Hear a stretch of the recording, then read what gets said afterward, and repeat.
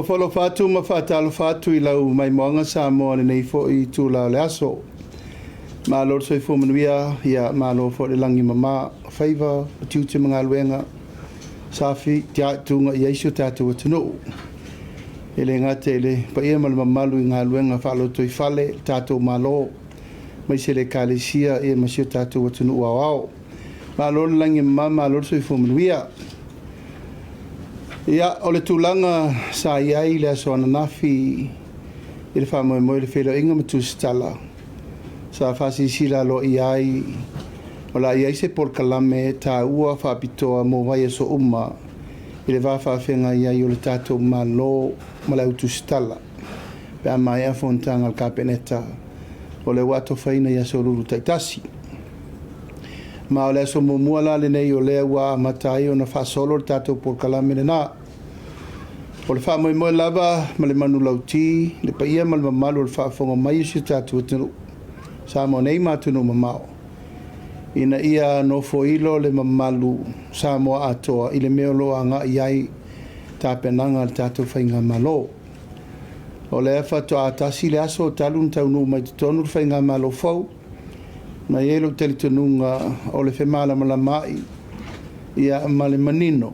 E ta oto ai le anga tonu ia le fina ngalo o lo iaile tūlanga whape le o mautonu le whasolonga o le taun whainga o meo lo tūle mai. Ai mai se o taimi o whesuia ingo whainga malo ia iai lava le tūlanga tātou te rioli o pui pui na iaua ne I poloka. Au foi nei turu ia le wafa whenga iai o le malo tuai ia ma le whasolonga o le malo fau. I le taunu mai la o le tātou whainga malo I tutonu na mai tau inai e iai ni whaiunga e te tau na whai se teimi vabe. Urgency Cabinet Approval. E te tau ai o na matai tū I te tonu o lesi vai aso, lua vai aso, tolu vai aso. Ia o lo whasolo pea ngā luenga e te tau na whaatino mo tātou whai ngā malo. O na le tūlanga sa iai ina ua maea le whono le Palemia na le talia il tātou talo le tupe. Ia sa whatula I mai ina le 5% tupe whaalu e mawhai o na tango fia e le whainga malo tau ape. O le la ua o mai le tūlanga o le whamoe moe I le tātou whainga malo fo. Ma o te tau na whetu una I le tūlanga lea mō nei male lumana I te tono le si tolus furuaso. Ia aele I whataunu ina le pāketi au tū o le tātou malo. E ki li vai le talo le tupe mo leisi valu masina iwa masina le lumanai. Tātou te solo ai tūlanga o talo le tupe au tū o le malo. Iona teitanga, iona tūlanga o tausanga teitasi. Ia, o le so, whaali manino ai lau tau no whanga TUSITALA o le upasia alo I al kapeneta. Le whautuanga tu inatu le tātou wao malu le malo. Tāpena ina le tātou lo Iesili, e momoli ai le tālu sanga I le tūlanga upasia al kapeneta, le tātou emergency budget. Tasi o lima I lalo le tātou whaavae o lo ia inga e whaatanga ai le whainga malo mai le taimi ini mata upu whaafosei, po se taimi fo e whaafosei e tātou ni whaalawe, whaalanatula, ia pole a lava fo le tūlanga o mai le taimi nei o no whesuia inga o whainga malo. O le so o le mata upu na lo tel kapeneta ua pasi ai emergency budget e tu inatu le fionga I le amalu le malo. O nei foi sa tu ina mai li poti alo ia le tanga luengo tupe la tau te whai loa ina mai. Mafuanga o le ala ta pena ai le wha moe moe. Mai leva yaso, ma leva yaso e tu ina mai ai. Tupe e angai e whatanga inai le sainia alo ia mamamori le ao le malo. Ia tusa matulanga o le tula fono le tasi o lima. Wha moe moe la baia, ina ia aua ne I toa lia le atunu. Tongi o tangata whai ngā luenga, tulanga o le whaatinongo tiu te wha le malo, o tangata ngase mo le awina atu I whafo, ma le tele o isi mata upu o lena mamori mai nei le tae au le ofisa o le tupe. Ma le ua whai e le whai unga le kapeneta I le so, pasi alo I le tātou la la aloa e tango fia, le tasi o lima ina ia whaanga I oi pele tunu. Ya, e manatu ai nā e tari e fo i le tele o nisi o atunga lunga. Wa e tau mai nei li tātou whainga malo. Pea tasir vai aso, o na leto e maua le se tongi sesi. Al taimi nei lava, o leto e mauni over taimi mani taimi sa whaasiri a wanga luenga mo le malu o le tātou o whainga luenga le malo. Pea tai wa tā pena e wha mua mua o mamai e tātou priorities. Wha mua mua tutongi o tangata, wha mua mua mamai tūlanga taunga se ngase, wha tūlanga o mamai mea alwhale mai, wha tūlanga o mamai foi ma mea te tauna ave i elwha mua mua o ngā luenga wha tino i tu tonu o le malo. Ma lea ua manatu ai. Le upasia alo i ele so, ma o le a wha solo me e au noa ma se tātou to e popole, e pe ise tūlanga e la mati aile le to e maua tongi a tangata whainga luenga. I lesi lua tolu whaba i aso le rumanai. Tolu sifuru aso, i lalo ai a ingo le tūlafono e mwhai ai ona whetu unai i a budget, emergency budget. Al taimi lava e tasi, ia o ta pena e le paketi, mo le tu ina atu le Palemia i au wala masani. Lua fe lusu lima, lua fe lusu ono, lusu fitu. Ina i ta pena e le whasolongo le main budget mua le nei, al whainga malo whirwhiria. Ia, na manatu lea Samoa i lau whaafonga mai nei tūrao le aso, ina ia auto si le fia, le taulu manga le wanga i eil wha mua a le tatou whainga malo. Ina ia manino ma malamalama ngā luenga wha awau, ma ngā luenga o lo tapena. Ina ia tatou toe o i lungo le tatou normal process, ma le tūlanga o lo wha foi ei tala le tupe, ma i lea tausanga le tala whaatau, i lea tausanga mo le tala whaatau.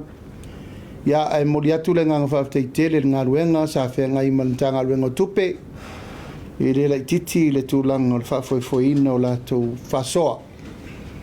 Lusu 5% e le la loifo lusu lau 5 miliona. Sa whaanganga. Peitai walongo ina ua papau le lau ma mativa le whau. Le la u whaieri ngai ngoina le nei. Ina ia ua nei toa lia le sa lau o Samoa. Ai e lau peitu langa le whaanga ngoina le tātou malo. Ia, le wharinga le mal wha lo Samoa le whaafonga mai. Ia e mai seila mataino le tātou polkalame. O aso ruruma e atou te awhio mai e. E whaali atu meu whai ngā whanoina, ma mea mo le rumanai, ia manisi mea tau te whia whesiri mai ai. Ia e la whatu lewa noa le tātou au TUSITALA ma le ngang whaaloalo.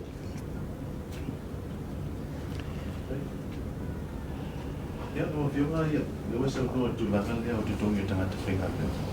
Masalo ua tele ia masina e li tutongia ia se tasi foi o vaenga tāua le malo o le whale mai.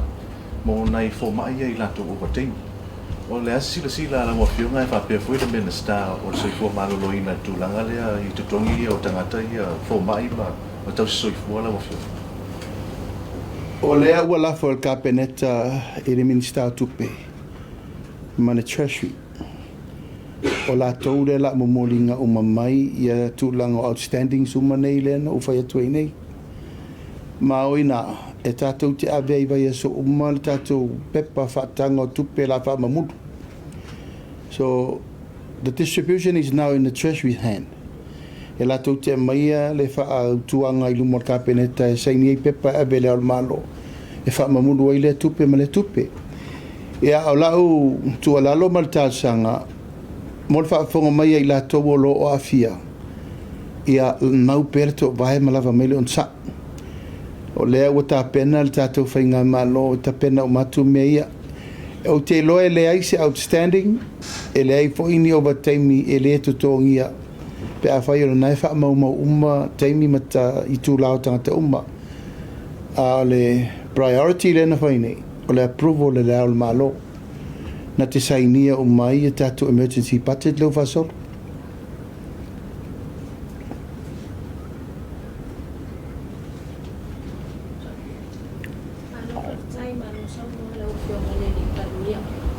Joy whamanino mai lava whamunulino so no o leo ta pena le tanga luenga tupe pe fia ato se tupe e mana obi o sa o leo so no ngama o le taupuna la wala foi limo le Treasury o le tato emergency budget e le se limit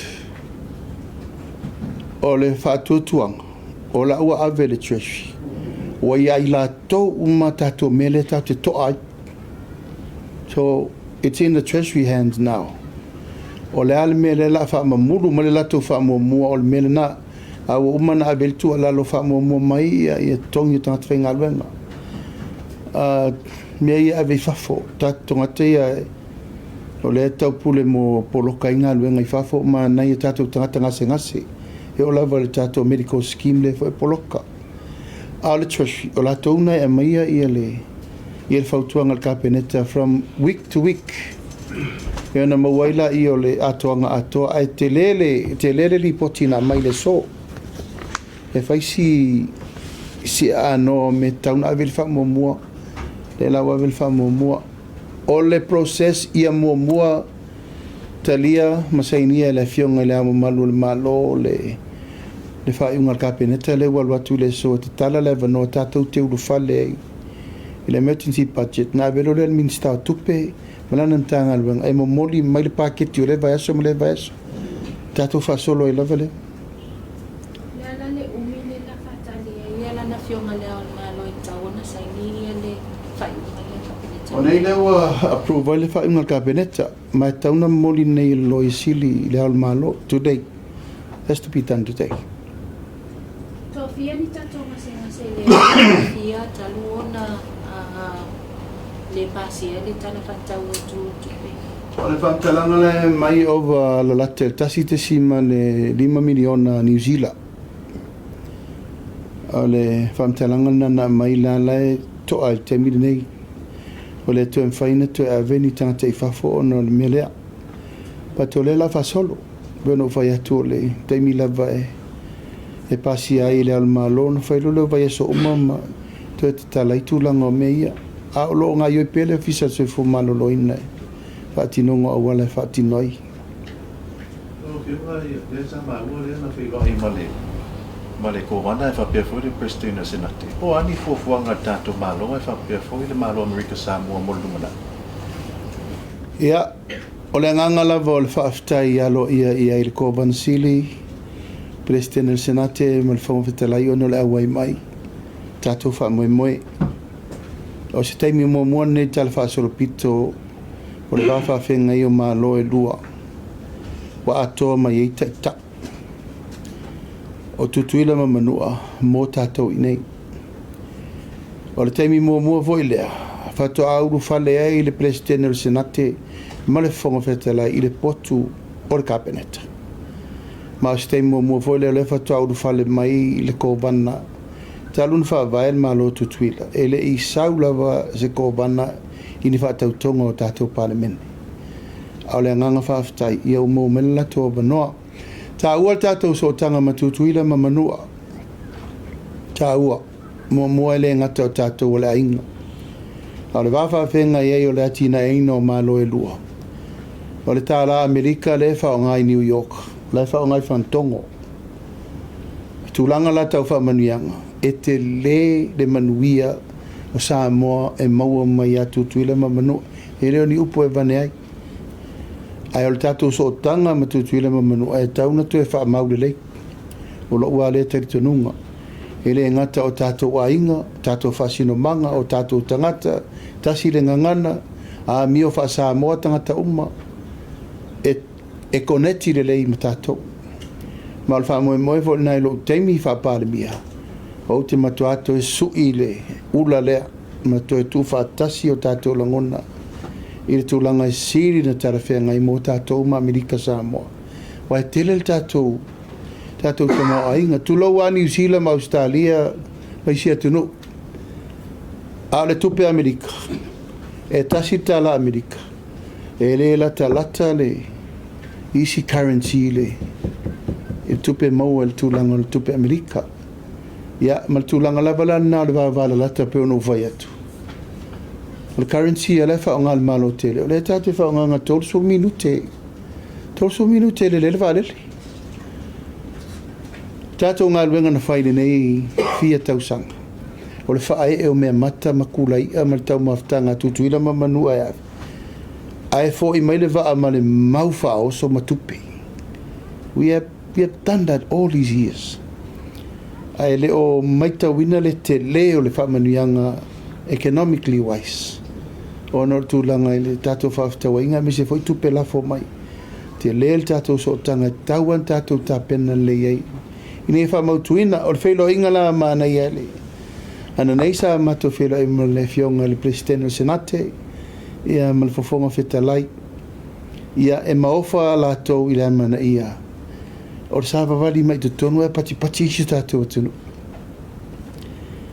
O te loa ele i aini tūlanga whape o le tau whisiringia po oili lea po oile. Sila fia uma Samoa sa i le ceremony. O le Presidente leo. Tutuila ma manua na laina pai pati.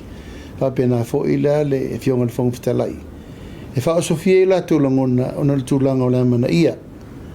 Ia, mai paui o taitai o le tunu uno manatu e mai ni le whaunga. Ia ono tātou ainga o lela lata mai mo tātou ni. Ia le na fio mai imitala mai au.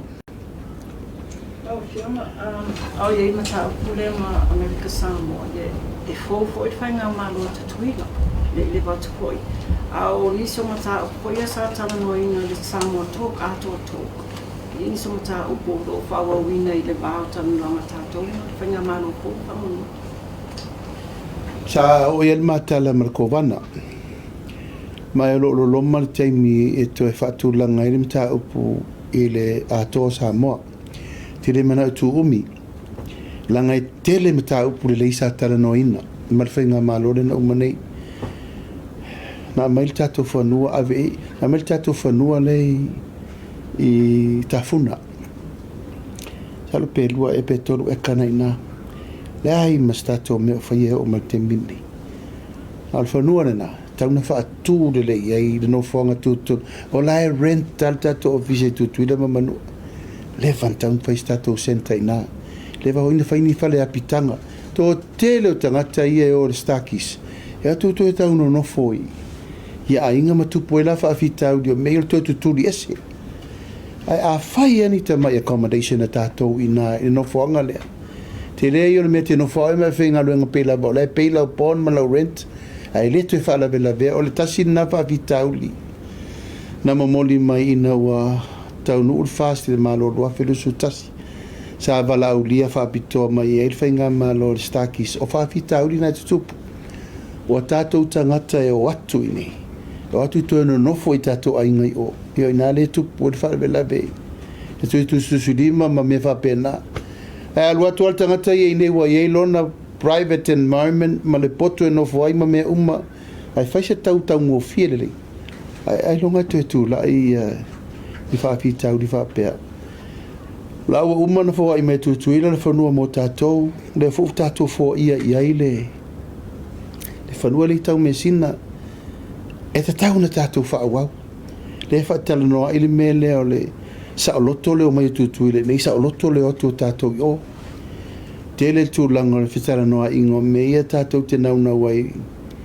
Tūlanga tau fua whaatoanga ma mea watu i nei. Ngosi isi o loa ave wafo. E le talo le la ua tuini na watu le whai le moa na chips le top le ave iau. O le talo Samoa. Whalai i tutuila mamanu o peki o e tau le product Amerika Samoa. E alua i lai whawhengo fie le USDA le polokai le ave sa o le chips Samoa e ave Hawaii ma Amerika. E a watu le tātou resource. Peki o makukai o tupatasi. It's an American Samoa product. A le tātou manui atu em tātou. E te le lava mea ma whain tātou tala noa. E o vole mele le pisa le papovi le pisa i so o iake. O le wha moe moe. Ia uru whale le tātou whaspovi Samoa le maketi e tutuila. Ia uru whale le tātou so sisi ma me uma le po masima le whai inei. I tutuila. O whela e uru whale tuai. O le ngā lua whātasi o le mea whatutuila ma le mea whasamoa. Whai atina e tu whātasi ren tau whau. Ina ia mawhaina la ua tuai tatu o loa i lalo o ai ai ngā tutuila ma lana fo ia USDA ma mea mwapena. Le nā leina maa fua na ave povi e lima, ave maa moe lima, ma ave whaisua e ono se lau montupu. So o le tatu o maftanga na. Ia, iwi o lea, o le saunanga al ko bana e te lele me mwhain tātou whaia e maua ia tina e o malo e lua. a o lana mata upu sili na mana mia o sotanga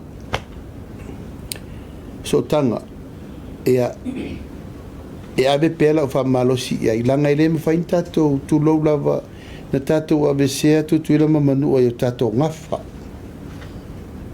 o Samoa e a mata mai taisa masama o tu manu o sei pa ia fa o sawari o le atoa le na e le fain na fa pe ese tu ila ese tato e ina ese fain ngamalo a o tato lava tasi ma o le faingo fiera le o te lope no fatula matanga tangata Samoa ngangana Samoa o langa Samoa a inga Samoa te le rola po fere tulanga e tata te pole ai e pe tato mele tato atu nei atu New Zealand ese la to nganu atu Australia ese la to nganu ese le ngana ona fainga tai lava le la tu po fa fita u te mini ai la to Samoa yes e le te mamao a te fatino fontanga lo ia fa wa Afioga le lokete le biliona sa mahua ele tulanga pena ele malo tausi sa tafia ia se le ngolo tutoyo le biliona mo le nei tausana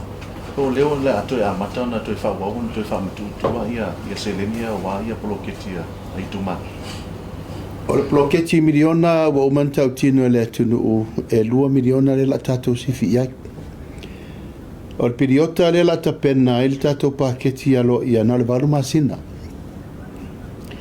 o la ala wala fo le mtanga luengo tupe e fai me la toule le meta la fea ngai i to tonu le valu masina tausanga atoa 2 miliona wa uman pasia mal mena fai a taimine le valu masina le utu mai o la ua la fo i le so e o la to tapena mai po fel me pito sirin tar fea ngai a o le fufuanga lava i o tato paketi le la fa solo ia e 2 miliona o tato first main budget e 2 miliona al paketi le tau tapena le taimine nei on al paketi tono le valu masina le e ele upu foi le paketi fa au le na ile tasi tesi ma le valu le totoi al paketi la vai le atoanga al paketi atoa ia o na le wo mun for le tunu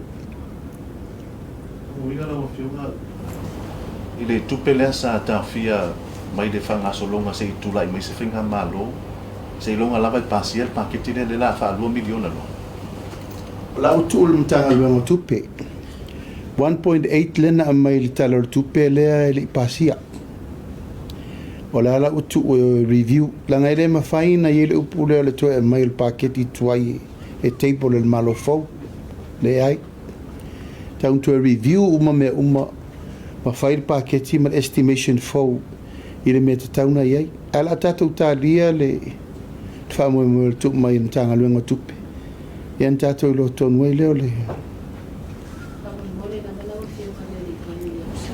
Tuli tau tu lava le fisili ia famo mo no le te lo le vai ga le fisili mai ia sei ono le sa fa mam na mai tai pa ele i uma ia le miliona le vai inga le wo mat le uma na fa sa fua le la sa fa pe mai e le account la wo create e tu ua to lu mai nga tu pe a tai nga pe ma to tu manu to wo se la wa pe me to so o le winga la ofisili famon mo just to clarify pole ga inga tu pe na le to no special account le sa created by nga manu wa ma vai atu le na tu ito no le talon tu pe le la fai ya o ke to to we ya tu lango many special accounts e tu ia tupe wole mfaina fa au maina se fainga malo po se taimi wa umar taimi fer ploketi ele umar fa nga tupe na verola i la lo meia o special accounts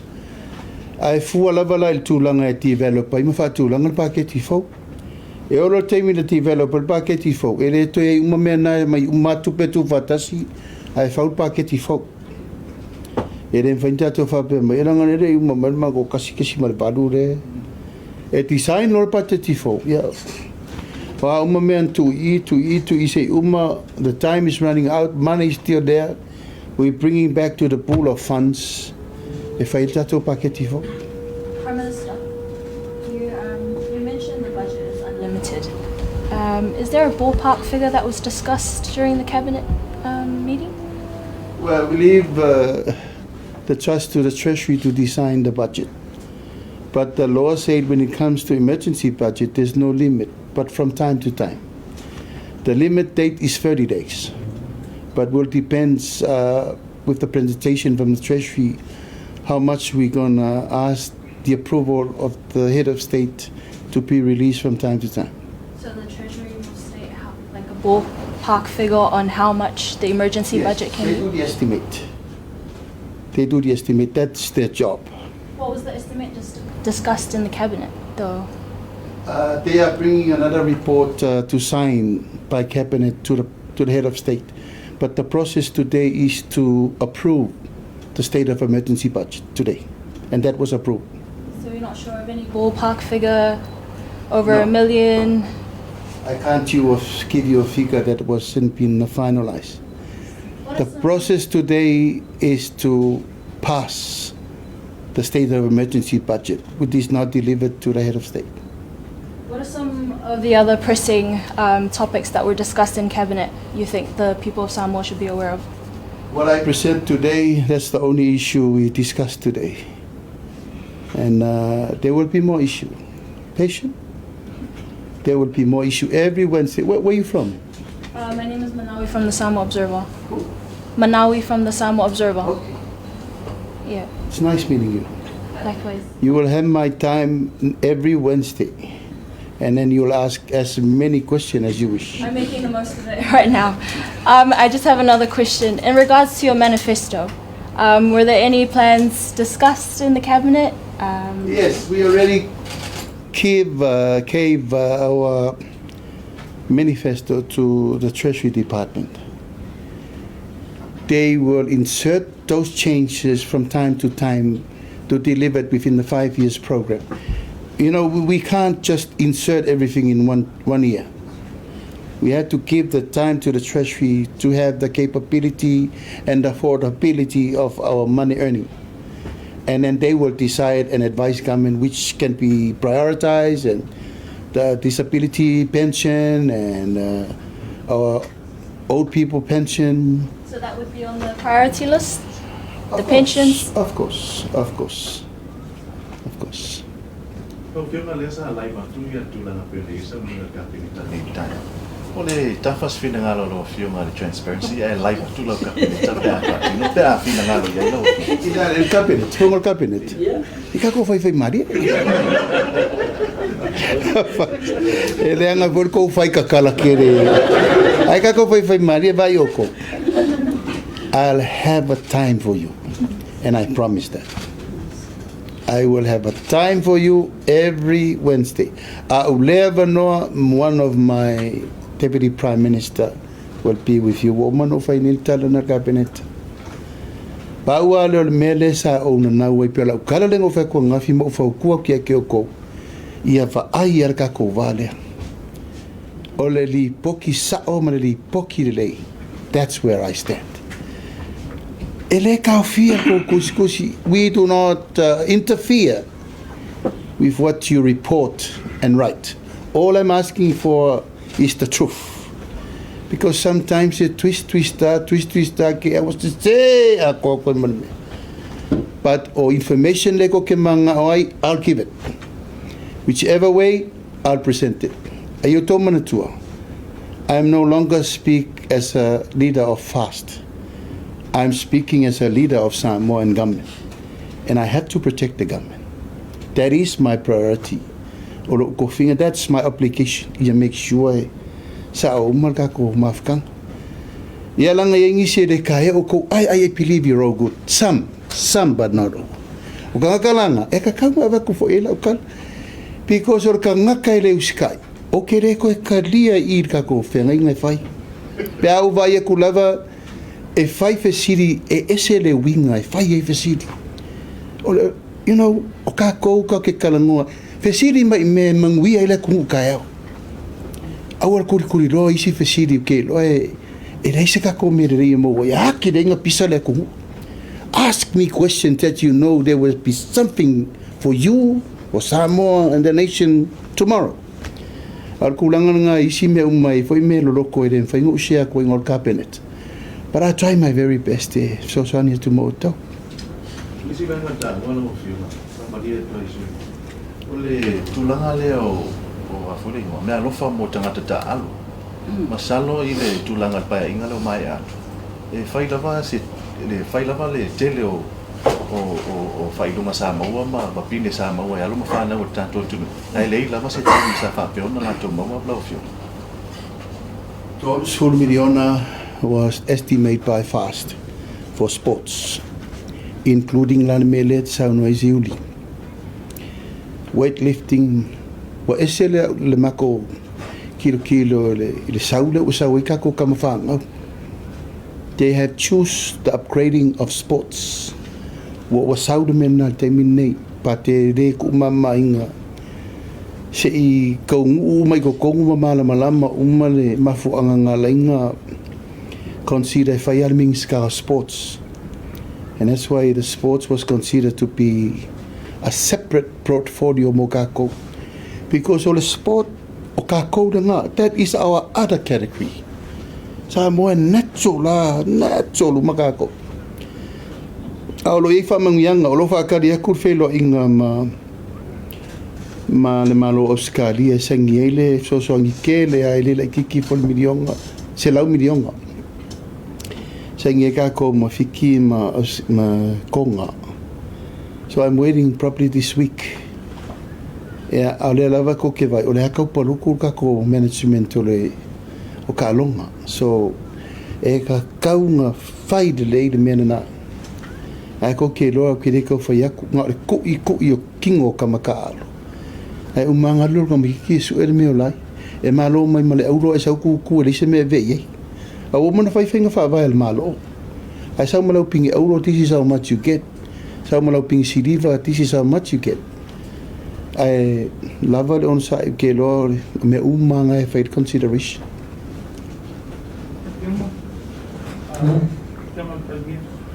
Pawani ora fafisiti kama kwelo pio ile pio naita uaya tulanga le ba malo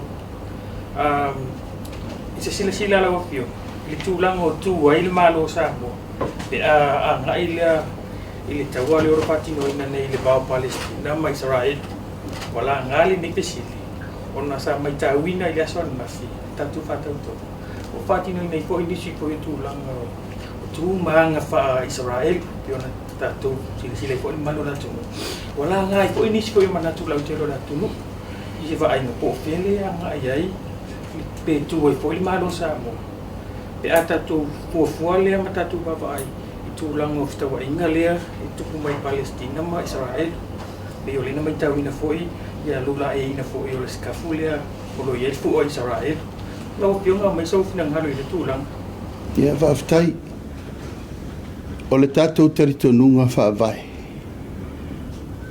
le atua Samoa. O le tātou teritonunga na whai o tātou matua. E tasi le atua teritonu e le atunu o le itua o Isara etu. Mai o le teritonunga na o lo mau le tuspa ia ma le whea ngainga mai le amatanga. Pape ai e whaamanuia le atua I tangata e ta talo molo na nu. E whaamanuia le atua ia I lātou e pui lo nu. E whaamaleia le atua. Ia I lātou e whaamaleia lo nu. Mai o isala elu o le pupil o le I oi mata o le atua o le teimini. O le talitonunga la whaaltuspa ia. O lo talitonunga le teimini o utaua vea I le atunu uma mea uma. E tātou te tuturu me o lo I le whaavai o le tātou atunu o le whaavai. O le atua o isala elu. O le atua a Palemia, o le atua Isa ako, le atua ia kopo, le o tātou atua ie. O le lalolangi le o tātou ie. O le lalolangi o tangata. O le malo o tangata. O whaiunga I whai e tangata. A o le mea le te tau I ele mo le ala I lo teritonunga. Whaakerisiano ma le tātou teritonunga ni tātou sauai. Wa umana saini e whea ngainga a Samoa ma Isa la eru. E lango e Samoa. Isa la eru e lango Isa la eru Samoa. Wa umana saini. So diplomatically, religiously, culturally, tātou rewa tū whātasi ma Isa la eru. E ni si taimi na nofo i Samoa e lungo leo pā. E vai ni si taimi na pāloka te e ai tātou mele. O lo taimi wha Palemia, o te tiklea i le mele e leo ese Samoa, ma le langolango ino le nuo le atua. O lo una te tonunga e tātou te mauai manuia, o mana whai, e se whai to e tusi le tuspai. Who can rewrite the Bible or interpret the Bible in his no new imagination or his no new way of life? Le ai. O mana whatatia, mai e tofo uma tātou ma tātou te tonunga. A tātou wolo e maile me manuia ele atunu. That's loud. I stand for Israel and nuo le tua. Pele fia in tangata langi pure la tau. Ao Samoa. E tū mo le nuo le tua. O le declaration sa o nā le whai te mine mai. O le tūlanga fo ina mai le teimine nei o a e teimi o mailo o teimi wha Palemia. E tū la i Samoa e lango le. Nupa i o le tua. Because I was there. I was there. And I saw what had been taught to us all these years. O papatiso le vai o yoritana no uo men fasa tau lo eleli. Na o sa vali me umolo te mai tātou tu spai. Mea nā fi fo ele ngā pa ia whaere baptisonga na mawali pentekoso ma meo. Ua o tali tonu la o i. O i tauna tātou wanga e pui pui. Ai, o tūlanga la vai e whaavao malo o whinaunga o malo whaare tangata. A o le taua lai whai nei, o le taua whaale anganga. O le ai foi lai wha solo ai nei i a bebesinga o Palestina ma mea na tau te sirfia leo se taua fau nei. Mai a le amatanga i Samaeli ma le nuu o le atua la lava e wha awau al taimile nei. Pa wal mea tātou, what the Bible says is to pray and bless. That's all we can do. A laulangi e pule, laulangi po fetu o le tangata. No, vema se tansi o hafita o tele la. Pa malu bua toa o tele o fesiti. O le tūlanga le i whalemai. Masalo tau sanga uma, si la fia foi la o fiunga ma to tele ia tūlanga o whaatani mo se siaki i foma. E tasi lama le foma i tele na mai tauina. O lo tiu te teimi ia le afiafi po le pōfo i no fiunga. Pe iai se suinga la iai nei leo tūlai mai le o fiunga tūlanga le. Aele i whaial palota. No o atula en pasa Australia, en pasa New Zealand. Ma le priority le no whai ai. Mana o mia, ni fo mai mani whai aonga. If we ever gonna run the government. A mai i so soani le, o le whanga solo nei le bai so nei le Feiloaiaga tai o ma CEO uma ma e CEO. Mai le lato latest report. E tau mani me lai tupu me mtanga luenga te tasi. No lo le vai aso yona tu atu se pasi tato emergency budget. Ona fa solo le site visit. I sekta lava mamatanga luenga malo. E or ka peneta vai. Including la melet sa no ye. Yo, va to e ole fa le mai no wale. E se kilo vai le ko ke vai mele eku. O tel watu. Oka. Te le ngaluenga tanto e fai. And we must focus in mele ngatala i buildings ma le maintenance. A fo mai per mele tsau no ye. We will sort it out as soon as possible. Sa tatu fe ngai mo fama in tia. Ha tatu fe ngai mo fo mai saina. Ha tatu fe ngai mo fo mai palani. That is our priority to our diplomatic corps. Au le fa solo le temini. Fa tas furu lua su tolu tau sanga tat fal mai leita. Lala mele utup. Wa matua ite le fa fitaudi. So what would she do? Or mele to tau fai pola le wala. Por ko ku mai lalo pe fai maintenance work al mele me to fa pipi tele lo. Tele. O ta mi loi ta po mai ni ata tatu to tele no. Ele alo mele na sa. Not only the utilities of the mea, but or ko kongo o fo mai makanga. He leo kai lava, yes. It was backlash on pongo loko felo whaaka. Very bad. Yeah, we had to do it. We have to sort it out. Lawa Afioga, le loma le tau whenua ma CEOs ma ACEOs. Le tulanga le wai le matanga venga vai le matanga venga le revenue ma le custom. And yet ngar kasih CEO le handle le matanga le tene ne lua. Mas sila ye pula lo Afioga ya se holto na ma lo tonu mai. Yeah, all need to the separation na fai. Or separation na faina to funta nga man CEO. Ole al mem faina fai e pe vi você tanga te assistant handle for time being we gonna go with that. I ole hurry up ole process ole saiding ole si CEO e fuanga inga luenga fatina pisasi. Al mela vaia o mato manatu e tatauna separate me e lua ona tetele ia i sector ia le revenue sector tele. Ma inafo e koleti le lei e tatou la fongo le tau fa putu.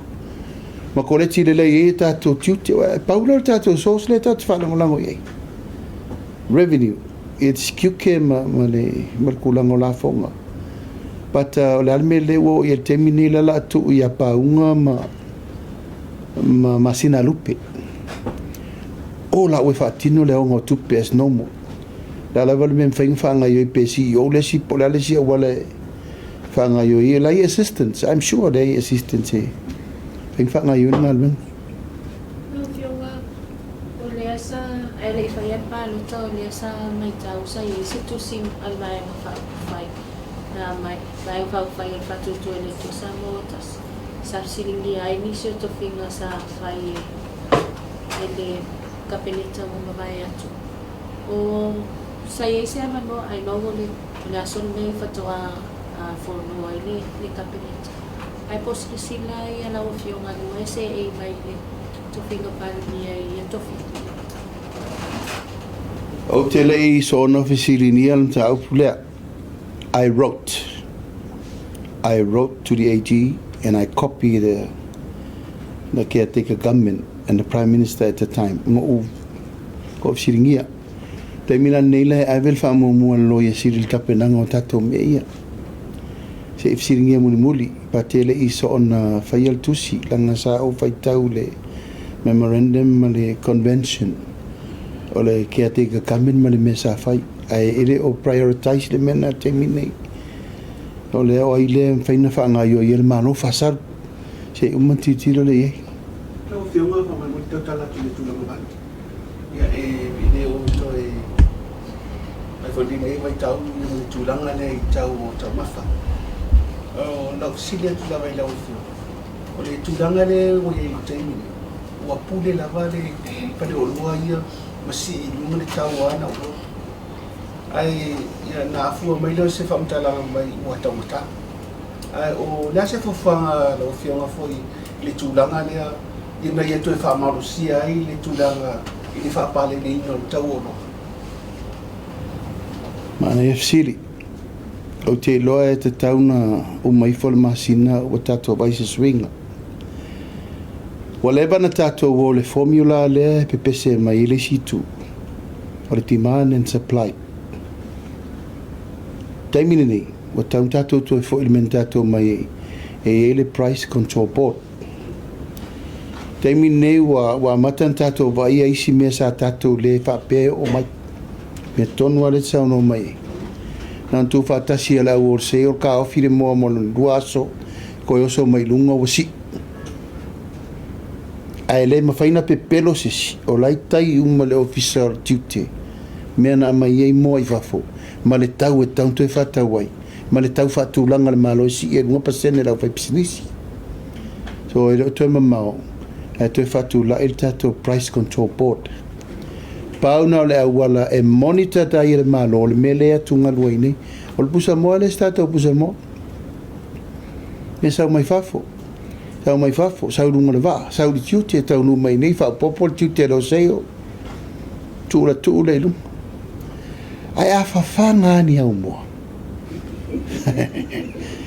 fanga ni au pa e pe ala upo pe so ia na wana le to e pi sale Vai ver me la usar un Facebook. E lua pa lo popo sadi. Era la torreto e pisarole.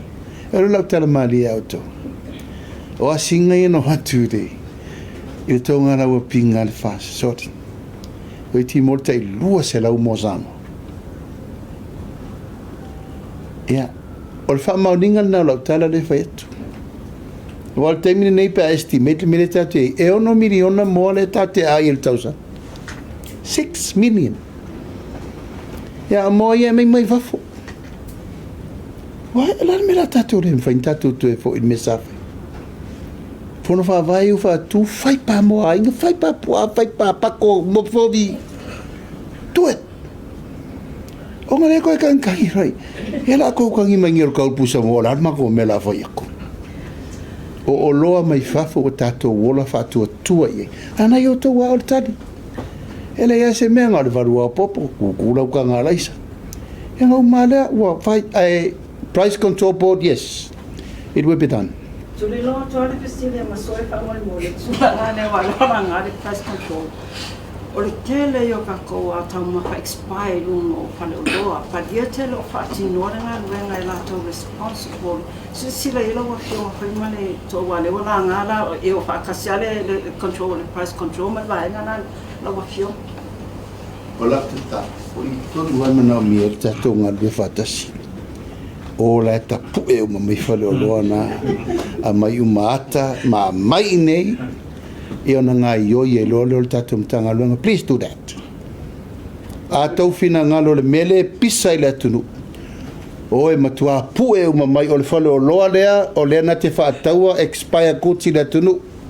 O le whale o loa lea, ua si i atu le tau o lana pusa moa, o ina e tau te loa e mwhaina keitere mea lea ia langa ngā tau alalanga i tau lafo mai le whape o le le mea malo o whai o le mea malo o whai o le wā umanga wako kou waipa moa kou waipa pua e ia lau whionga nei e tūlanga whai lalo policy so matanga luenga nei te whawhia na oa sia singa whape nei li masina a le kōninga mai ele o whaatino ina na tau ngā luenga sa o te le tari a atu ia ala atau no ito tonu e ia lava ia monitoring body si tono e mai sēr tanga luenga o loa consumer ia ma me whapena pui i fo i le ia te tau a la tau o lo whatau ma ia te tau a la tau o lo o atu e whatau a la tau o loa I agree ma te tonu it's an issue at taunu ma vai lei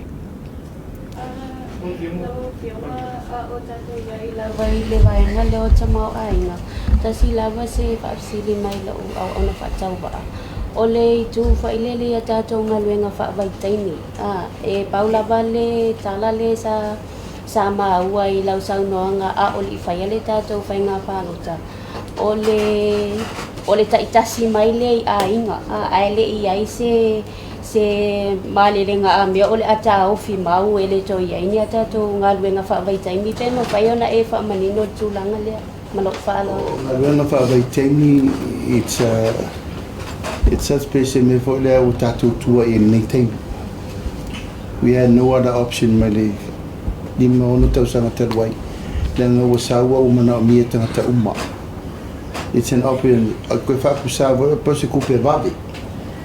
But for long term, e kaukako kiro le ia fianga mo kako. Le fianga mo kako wala ise rei pa force. Wala inka ngaka le kungu e develop fufonga le malo le wa ko 2 milion ai fa develop ele kungu.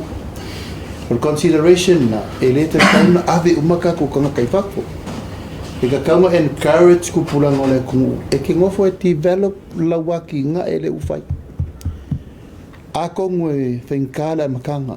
A le kaungu unga long term o le koko ale ke kokoa i le kausanga ringi e o aronga ponga ki whapea o fuar kokoro like what's happened in New Zealand all those apples and pears oranges were grown in the last 20 years still harvesting why can't we do in our cocoa why can't we do in our avocados why can't we do in our breadfruit o le mafau whaunga ngā e kuku kaimingei ko pulanga ia fai mai awangi i oso le me vave easy come easy go hard come hard go ai ti sign le ma fo tu pulanga ia fai le fai unga sao ia lela ukupungi o mai o employers ave ka ko kangaka la mele ku ele i malu ka ko fai nga fa vai O ako ese ana kong kalaki sangi ngi ese me kupui o. Ese pay ese me o aku o entitled kamikiki fou mai asa mai sa vai punga le bare le atu. Ela ko fe mo ai mori o night club. O lo le kulanga nga u kauma faava fala u fasainga.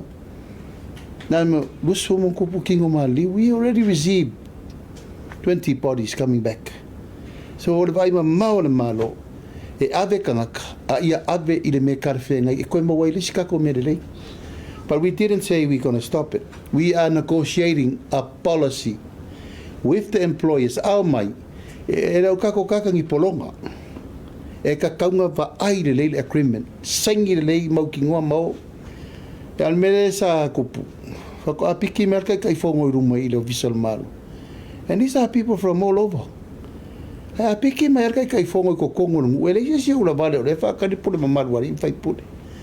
That's why walang koe wha fo in ka upu I whono wha mai. Piki mai whono wha mai kanga kai api. A wā fo e ke ula vale lo I o ki saule wha kari e kuro wa fulungu. O le ingoa ka ule leia ma discipline til wha makai. Nai pui e mea na e pe ngau whai a koe ka ua le aua la o le ave ka kukanga kai ka whinga wha koe ka kanga kai ngei. Lenga saule estimate wala laka le ongo fiku wa wherei wafu. That's 200 per district. 200 young men per district. How can you imagine le rua se rau kaure le aware ai mo mariku malo?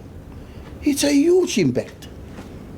Ya le ala kau ke vai ai u fai ngofia nga morkanga lisa morkanga suka morkanga fala maka fai me ai. Kaure ska komen power. But o kupe va ve le ise si alofia nga me e kupe pate siria kule manguia. Pe ngofo e Feiloaiaga ngai Samoa. Yo le purto luna tolu mai moteli sala fai. Sava. O matawina fo ila le pa ingo mai atu. Le tele wati na nei. Por ai ora ofisini la ofio. O le ase ati na e o le a vele fa mo moteli sala fai. Ya o tate fa solo pe I me le ufa tia. On me fo nei o le fufuanga len fatino o me la ua align man me o manta pena mai I le last 5-10 years priority temini nei or se fu manoloina. Secondly or fela ua inga o tatu tangata I waa o mena utosi fiu ma liu tangata I waa o leo fatasi o tangata mta bale ya tulanga lona lua lor tulanga le tawa onga mal fale leia utilities of Feiloaiaga me uma. Connectivity, maybe that's another source more than mana. Al mela vai ole prioritize the tato poloketi development district.